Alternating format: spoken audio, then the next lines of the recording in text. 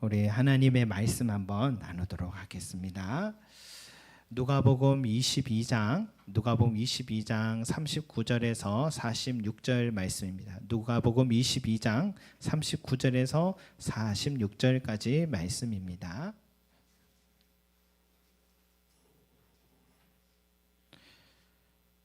제가 한 절, 여러분 한 절 서로 교독하겠습니다. 예수께서 나가사 습관을 따라 감람산에 가심에 제자들도 따라갔더니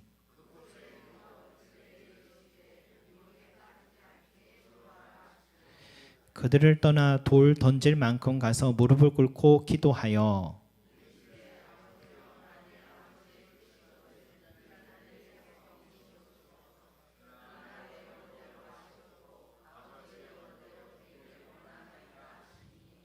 천사가 하늘로부터 예수께 나타나 힘을 더하더라.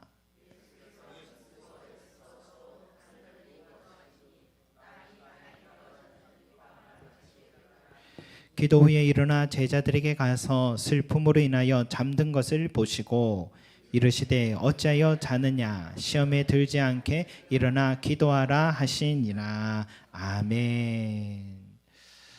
여러분, 교회와 우리 또 설교가 항상 같이 또 걸어왔는데 이 설교 속에는 항상 그때의 생각, 그 시간의 생각, 그리고 그때 교회의 상황, 순간들이 항상 들어 있습니다.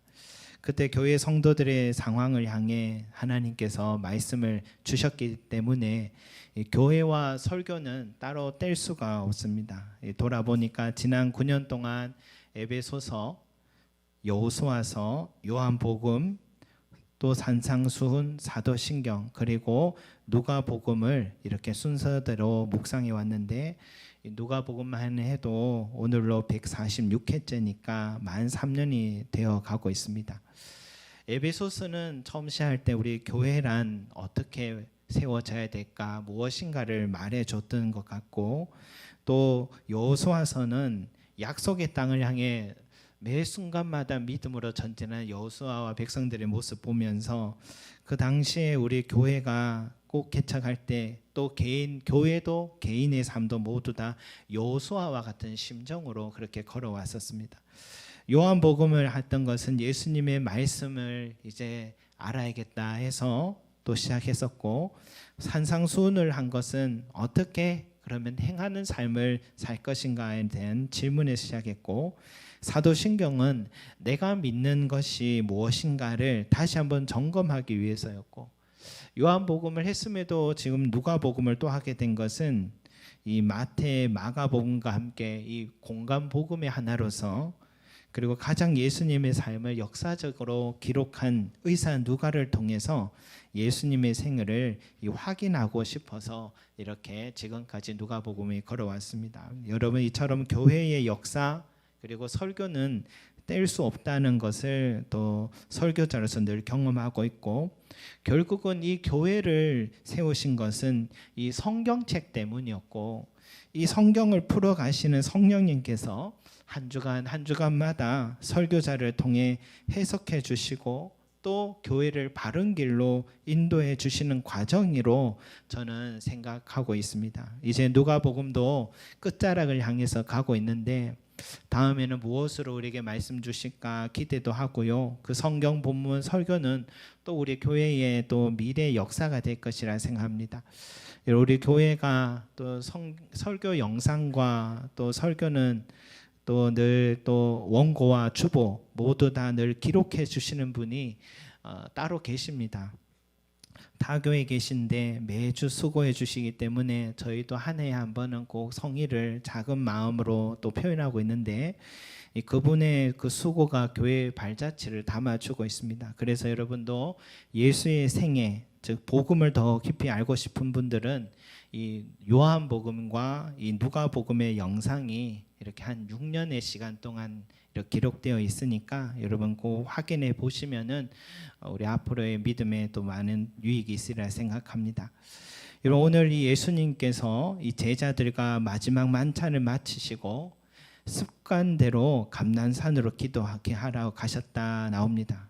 21장 37절 말씀에도 예수께서 낮에는 성전에서 가르치시고 밤에는 나가 감난원이라는 산에서 쉬시니라고 기록되었습니다. 여러분, 예수님은 예루살렘에서 복음 전하실 때면 이 습관적으로 밤에는 감람산에 가셔서 기도하셨어요. 이런 감람나무가 바로 올리브 나무를 말하는 것인데 그 산에는 올리브 나무가 참 많이 울창한 곳인 것 같습니다. 그 감람산 안에는 겟셋마네 동산이 있어요. 그래서 누가복음에는 감람산에 가셨다라고 하고 다른 복음서에는 겟셋마네 동산에서 기도하셨다라고 나오는데 이것은 같은 말입니다. 예수님은 감람산 안에 있는 겟셋마네 동산에 찾아가 항상 기도하셨다라는 뜻이죠. 여러분, 코로나 동안 우리 교회가 새벽 기도를 하지 않다가 최근에 고난 주간을 시작으로 아침 6시마다 습관적으로 말씀 읽고 기도 시간을 이제 갖고 있습니다. 어떤 분은 5시에 개인적으로 오셔서 먼저 기도하시고 또 뒤에 오신 분들에서 차를 또 끓여 놓으시면은 그럼 6시에 오신 분들은 따뜻한 차 한 잔 마시면서 함께 기도 시간을 갖고 있습니다. 저도 목사지만 야행성이라서 그 아침에 일찍 일어나면 그날 하루 정신을 몽롱해서 잘 못 차립니다. 일찍 자야지 아침에 일찍 일어나는, 그래야 생활이 안정이 되는데 그게 잘 안 돼요. 그래서 이 습관을 쫓는다는 것은 결코 쉽지 않다는 것을 저도 잘 압니다. 그러나 분명한 것은 이 아침에 습관을 들이지 않으면 낮에나 밤에는 습관을 쫓는다는 것은 참 어렵다는 것을 또 경험으로 알고 있습니다.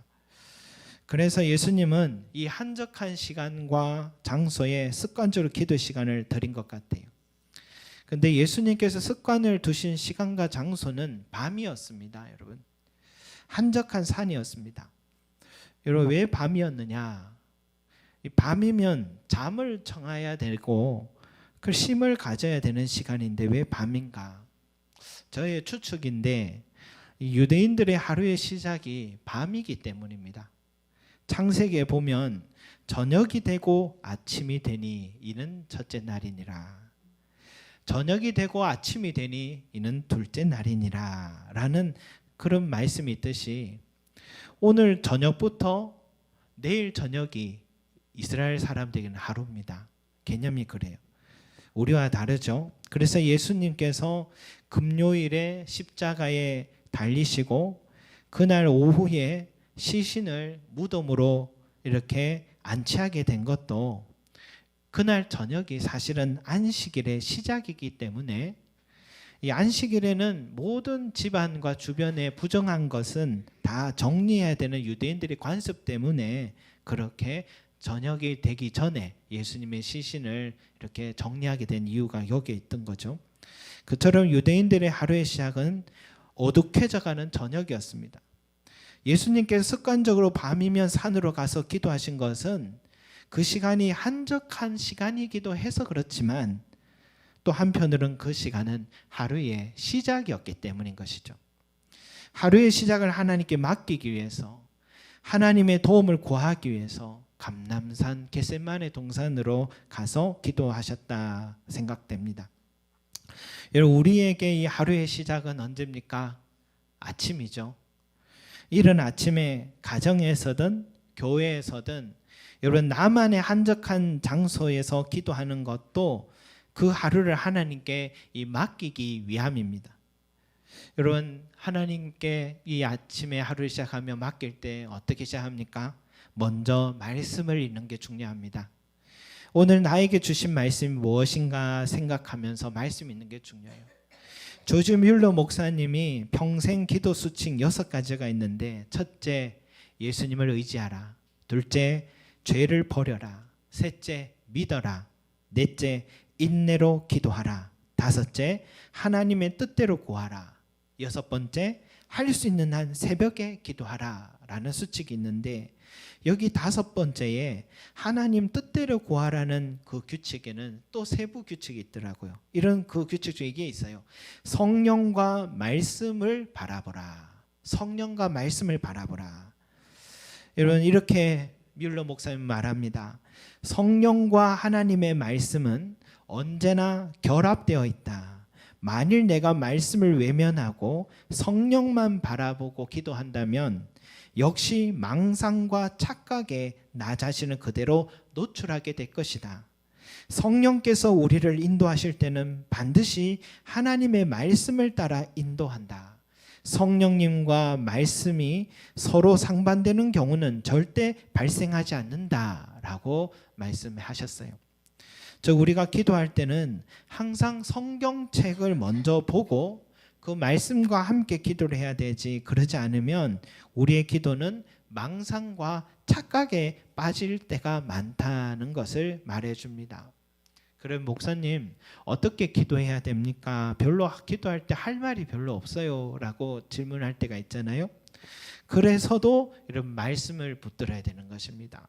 매일 성경 읽기 표대로 여러분 읽고 기도해 보시고, 또 시편을 가지고 한 편씩 읽고 여러분 기도하는 것도 유익한데, 말씀이 없이 기도하면 기도가 허공을 향할 때가 많고 뭘 기도해야 될지 몰라요.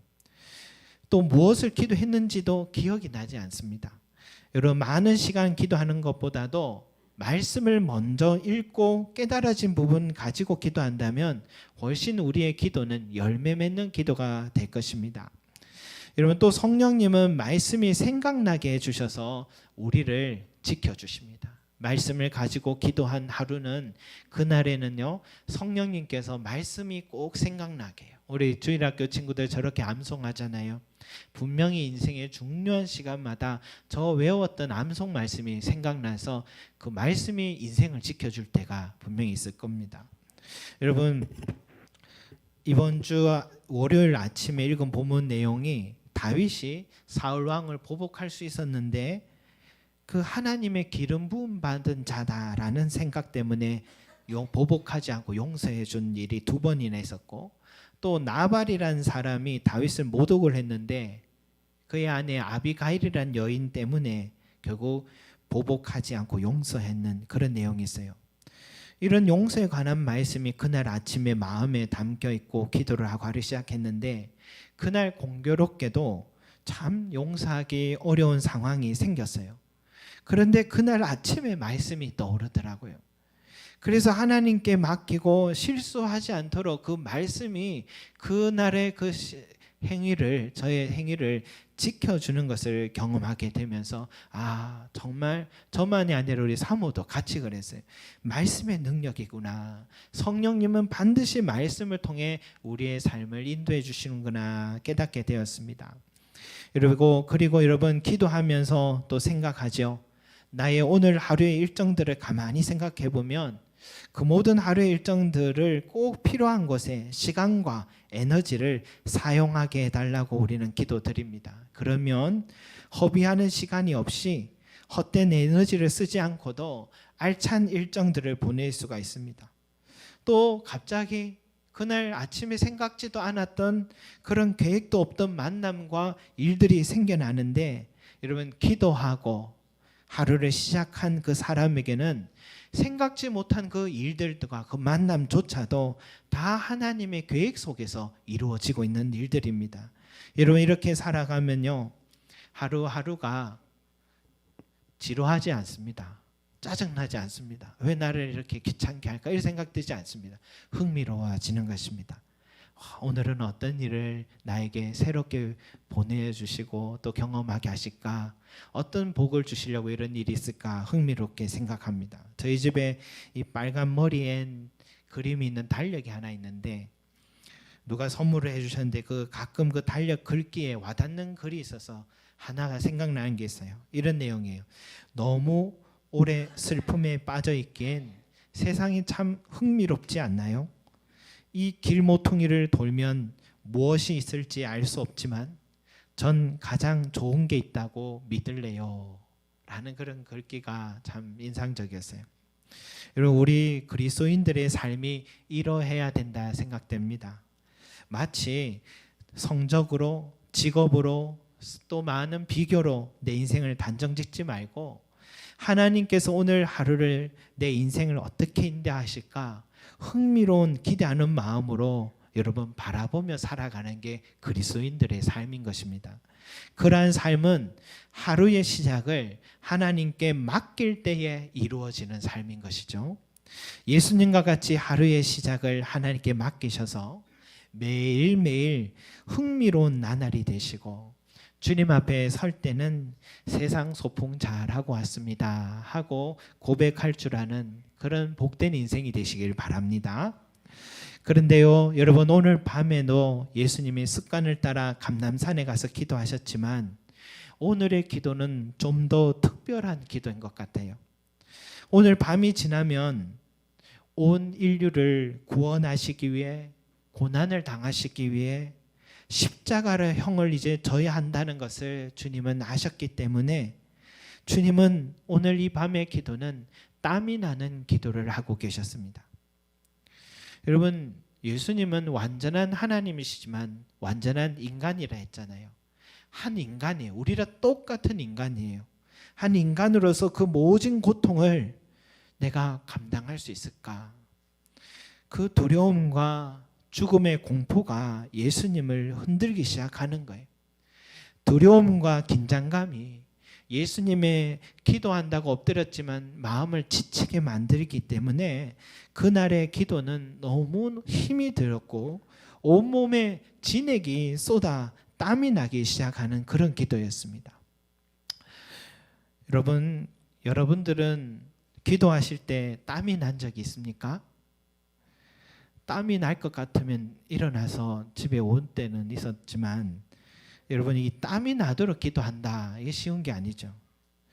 그러나 가끔씩 기도할 때 땀이 날 때도 있습니다. 언제입니까? 정말 심각한 상황을 맞이해서 하나님 말고는 도울 분이 없어서 엎드려 기도드릴 때가 있죠. 그럴 때는 눈물도 땀도 범벅이 돼서 시간이 가는 줄도 모르고 밤을 새워 기도할 때가 있죠. 야곱이 약복 강가에서 이제 내일이면 나는 우리 가족은 모두 다 형의 복수에 의해서 죽을 수 있다라는 두려움 때문에 밤새워 기도할 때 천사가 그에게 찾아와 밤새 서로 씨름을 하는 것처럼 보였다는데 그 기도가 땀이 나도록 기도하는 그런 기도였죠. 죽을 수 있다, 모든 쌓아왔던 건 다 잃을 수 있다는 위기감, 공포감 때문이었습니다. 여러분, 정한 시간에만 드리는 기도도 있지만 땀이 나도록 기도하는 때도 있습니다. 그런데 예수님은 땀이 난 것을 뛰어넘어 땀이 땅에 떨어지는 핏방울 같이 되더라 라고 했습니다. 여러분, 물보다 피가 진하잖아요. 예수님의 땀은 그냥 흘리는 땀이 아니라 진액을 쏟아내는 고통의 시간을 보내고 계셨던 기도였습니다. 우리도 살아가다 보면 감당할 수 없는 큰 고난이 찾아와 번민 속에 밤을 설치고 온몸과 마음에 큰 스트레스를 받아서 어떻게 해야 하나 하는 순간이 있어요. 그게 인생의 길인 것 같아요. 우리 모든 우리 어른 성도님들은 다 이런 경험을 또 지나오면서 여기까지 살아오셨다 생각합니다. 누구에게나 인생은 그렇게 너그럽지만 않습니다. 여러분, 그러한 때가 나에게 찾아올 때, 그러한 때에 내가 서 있다면 바로 그러한 때에 예수님의 기도를 묵상하시길 바랍니다.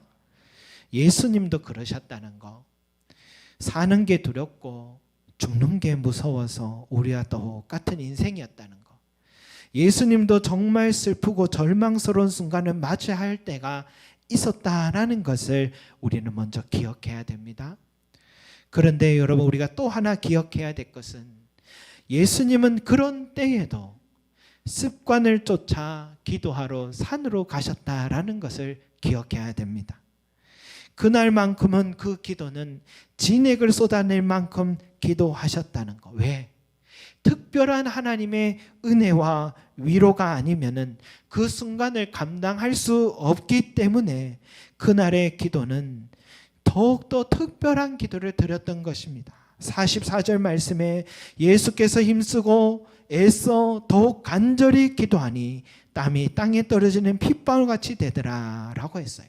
여러분, 주님도 인생의 중요한 일을 앞두거나 인생의 큰 고난을 마주할 때면 그날은 특별히 더욱 힘쓰고 애써 더 간절히 기도하셨다는 것을 우리도 본받으시고 기억하시길 바라겠습니다. 그런데 우리의 모습은 어떻습니까? 오늘 이 제자들의 모습 아닙니까? 45절 말씀 같이 한번 읽겠습니다. 시작. 기도 후에 일어나 제자들에게 가서 슬픔으로 인하여 잠든 것을 보시고. 여러분, 제자들이 왜 슬픔에 빠졌을까요? 예수님께서 곧 돌아가신다 하니 사랑하는 사람과 이별의 슬픔 때문에 지금 잠이 들었어요. 예수님께서 돌아가시니 내 지금까지 준비해온 인생의 모든 플랜들이 다 엉클어지고 뜻하지 않은 막다른 골목에 휩쓸려 가는 것 같아 두렵고 낙심이 찾아와서 슬픔 중에 잠이 들은 것 같습니다. 만약 이곳에 계신 저와 여러분들이 이 제자들의 심정과 같다면 오늘 주님의 음성을 꼭 들으시기 바랍니다. 46절 말씀 함께 읽겠습니다. 시작. 이르시되 어찌하여 자느냐 시험에 들지 않게 일어나 기도하라 하시니라. 아멘. 어찌하여 자느냐 일어나 기도하라. 어찌하여 자느냐 일어나 기도하라. 이것이 오늘 저와 여러분들에게 주신 주님의 음성인 줄 믿습니다. 여러분, 슬픔 중에 잠이 들어야 할 분은 사실은 예수님이셨어요. 그러나 예수님은 바로 그런 때에 더욱 힘쓰고 애써 기도하셨던 것입니다. 그러한 때에 어떤 일이 여러분 일어났습니까? 43절 함께 읽겠습니다. 시작. 천사가 하늘로부터 예수께 나타나 힘을 더하더라. 아멘. 여러분, 잠을 자면 잠자고 싶죠. 슬프면 너무 힘이 들면 잠자는 게 차라리 좋아서, 차라리 잠결 속에 있는 그 시간이 좋아서 그렇게 잠이 들고 싶어 합니다. 일어나기 싫어합니다. 여러분, 잠을 자면 슬픔을 잊어버릴 수 있다 생각합니다. 그러나 눈을 뜨는 순간 아무것도 변하지 않은 현실을 마주할 뿐입니다. 그러나 우리가 기도하면 아무리 큰 고난의 현실이라 해도 하나님의 천사가 우리의 삶을 지켜주시고 그 고난을 감당할 수 있는 힘을 더하여 주셔서 그 고난의 끝에 있는 영광의 시간을 얻을 때까지 인내할 수 있도록 우리를 붙들어 주시고 주님의 때가 되어서 주님께서 준비하신 영광의 축복을 누리도록 은혜 베풀어 주시는 것입니다. 여러분, 우리 예수님도 그날 밤에 기도하셨는데, 그렇게 진액을 쏟는 기도하셨는데 다음 날에 있을 고난이 사라졌나요? 사라진 게 아니었습니다. 영광을 위해서 고난은 반드시 선행하는 것이 영적인 진리였습니다. 여러분, 기도하는 자에게 필요한 것은 고난이 사라지는 게 아니라 그 고난을 이겨낼 수 있는 하늘의 힘이 필요한 것입니다. 그 힘은 하나님이 보내주신 천사를 통해 부어주시는 것이기 때문에 여러분, 우리가 기도할 필요가 있는 것입니다. 사랑하는 성도 여러분, 슬픔 중에 있습니까? 일어나 기도하시길 바랍니다. 고난 중에 계십니까? 힘쓰고 애써 더욱 간절히 기도하신 주님처럼 기도하시기를 바랍니다. 그래서 그 고난과 슬픔을 이겨낼 수 있는 하늘의 놀라운 힘을 공급받으시고 부활의 능력과 부활의 영광을 누리시는 저와 여러분들이 되시기를 간절히 소망합니다. 오늘 우리 김덕순 권사님, 슬픔 중에 계시지만 이 슬픔을, 이 고난의 시간을 이겨낼 수 있는 하늘의 힘을 공급받으시도록 여러분 기도해 주시길 바랍니다. 그리고 부활의 날에 우리 사랑하는 따님과 함께 만나서 아름다운 그 영광의 축복을 누리는 하늘의 축복의 은혜의 날을 소망하며 여러분 함께 기도해 주시기를 소망합니다. 기도드리겠습니다. 사랑과 은혜가 많으신 우리 아버지 하나님, 하늘의 위로가 필요합니다. 천사를 통하여 힘을 주시기를 소망합니다.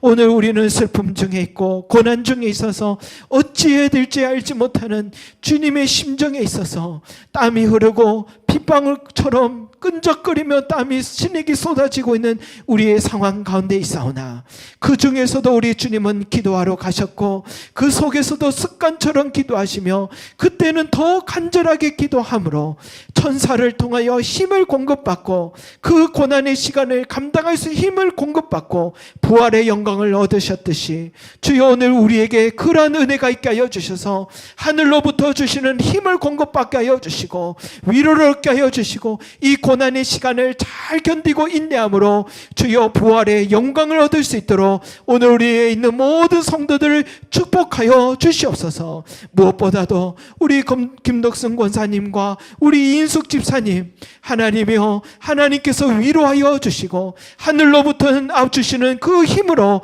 이 시간을 잘 견디고 이겨내게 하여 주셔서 하나님께서 주시는 부활의 순간에 아름다운 만남으로 하나님이여 기쁨으로 그날을 소망하며 달려나갈 수 있도록 은혜 다하여 주시기를 소망합니다. 감사드리며 예수 그리스도 이름으로 기도드립니다. 아멘.